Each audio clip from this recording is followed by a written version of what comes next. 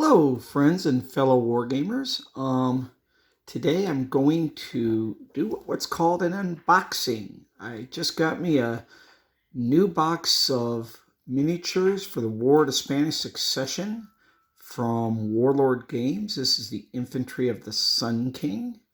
This is what most of the soldiers that I've been painting up to now have been about. So let's open it up and see what's inside. So I'm gonna take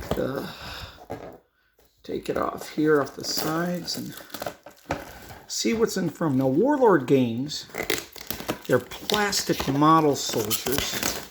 They're made out of Nottingham, England, so they are an import, but you can get lots of them in the United States from different hobby shops and eBay and Amazon. You can find them on there.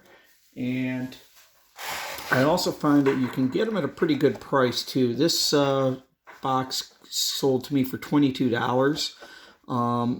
If you try to get them directly from Warlord Games in England and have them imported, it'll take you about 4 weeks for them to get to you, as well as you have to pay about $30 for them. So it's better to get them from an American company if you can. Here in the North Texas region, there is the Texas Toy Soldier Shop in Carrollton, which stocks Warlord Games materials. There's also one in Fort Worth, where I haven't been to yet. It's off of 7th Street, I believe. But these are places here. So let's open it up. This Infantry of the Sun King. They're made for black powder rolls from 1701 to 1714. This is the conflict that I'm making my miniatures for. And let's take them out. Now, they do make two different types of boxes. They make this one here, the Infantry of the Sun King, but they also have a box called the Infantry of the Grand Alliance. Now, I'll tell you something. There is no difference between this box of soldiers and the Infantry of the Grand Alliance. There's none. The sprues are completely identical. Everything's the same. The only thing that is different in the boxes are the painting guides that come inside them. So let's look at this one here. This was packed for us by Voss. So, hey, thank you, Voss, for doing a good job packing them. But we'll see here. And that there. So here's my box. I'll put it down. Now, when you look at a sprue, this box comes with 2 sprues of infantry. And a sprue of stands to mount them on. Each one here on this sprue, you have enough to make 12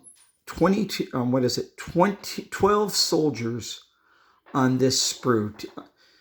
And you can see there you've got the infantry bodies are pretty much all identical. The one thing, except for the command, which come in 2 halves, you've got the lower torso, and you got the upper torso. So they're cut in half there. So you have different varieties of there. They have lots. One of the things that's unique is you've got different heads. You can put different, if you want to give them grenadier helmets, you can give them, let me turn it around this way so you can see them. You can have grenadier helmets. You can have soldiers in tricorns. You can have the commanders with the periwigs, those long black hair wigs that they wore. They used to have to shave their heads off to keep the lice off their bodies, and that's why they wore the periwigs. There's swords that you can attach to your uniforms. They have different types of musket arms, and that they figure. One of the things that I wish they would do with the infantry is that I would really enjoy it more if the arms on the infantry were separated. I would kind of enjoy it if I could put them in different poses other than marching. Maybe I would want a few firing Maybe I would want them at the bayonets at the ready, pointed forward, ready to charge. Different poses for different types of units. I think that would be kind of cool. Maybe I could have maybe this would be too much to do on a company, but some grace here on Warlord for that. But maybe have some kneeling ranks, something like that could be done. So on each sprue, so this box gives me enough to create 24 soldiers, 12 line. Usually, 20 line troops. Normally 16 of them are regular Fusilier line troops. Those are your regular musket troops. And then you have enough for 4 grenadiers, which are your bigger, stronger soldiers with the reputations of high loyalty or just plain being more intimidating than the regular soldiers. Those guys would tend to be the front and center. And believe it or not, they did have grenades. They had grenades back at this time period that they would throw. The command is designed to give you 1 officer, 1 drummer, and 2 ensigns who carry the flags. And in this time period, you would have 2 types of flags. You would have, I'll show you with the Palant regiment, you have what's called the regimental flag, which represented the regiment, and you also had the colonel's flag, which represented the officer who pays for and maintains the regiment. So you have those 2 on that there, and they would go together here. And next, and then what you do is you cut them off. Now I'm going to try something different this time around. I've painted 6 regiments already, both cavalry and infantry, so I'm getting a little better at this. I will admit I am an amateur at this hobby. I got back into this over the summer, and keep me with something to do during the COVID crisis, and this was one thing that I found relaxing to do. It's very relaxing to paint miniatures in the evening. And what I would do is I would take all the pieces off and assemble them piece by piece, prime them all, and then paint them. I had some problems doing it that way. For one, like these swords, they're real tiny. You get your hands on them, glue, trying to manipulate them onto the figures. I need some professional advice there on how to get these little tiny pieces on there better. So what I plan to do is take off the infantry bodies and assemble them first. But all these tiny pieces, I'm going to leave them on the sprue, prime them on the sprues, and then cut, maybe even paint them on the sprues.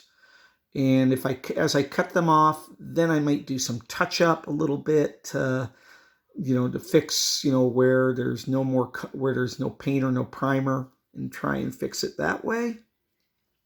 I'll give that an attempt, and we'll see how it goes right now for that. And that'll be when we put these guys together.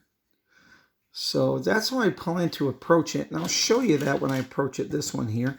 These are the stands. You normally have 6 big stands. That's enough to hold 4 soldiers. So 4 times 6, 24. Plus I got 2 extra ones. I suppose they provide them in case I should decide to put some light infantry there, which can break off and go into skirmish formations and that. But we didn't have that so much in this period of time. So hope you enjoy this here. Now I'm going to take these guys and I'm going to give them a bath and some dishwater to show you that there, and take care of it, and we'll stop there for now. Oh, didn't stop there. Yikes. Got to show you about these things. What I really like are the guides that come with these. These tell you about the troops at a period. They give you 6 different examples of the soldiers for that period, both French And up there, and they even give you some sample flags on the back that you can use to paint your regiments with. These are the French ones here, the French and the French allies, the Bavarians. And then you've got the British and their Dutch and Austrian allies that were in this conflict. And that there. Let's go. Oh yeah, Dutch Regiment Voss. Okay. And that there. So you have their colors there as well. Oftentimes you have to do some historical research to find the actual regimental flags, or you can find some other modelers who have done it for you, and they paste their stuff online a lot too. Different publishers. Bacchus has miniature guides that they print that you can buy to help you do that there. Well, that's my unboxing for today, and if you're watching, I hope you enjoy. And get yourself some miniatures and join the hobby and enjoy some painting. Bye-bye.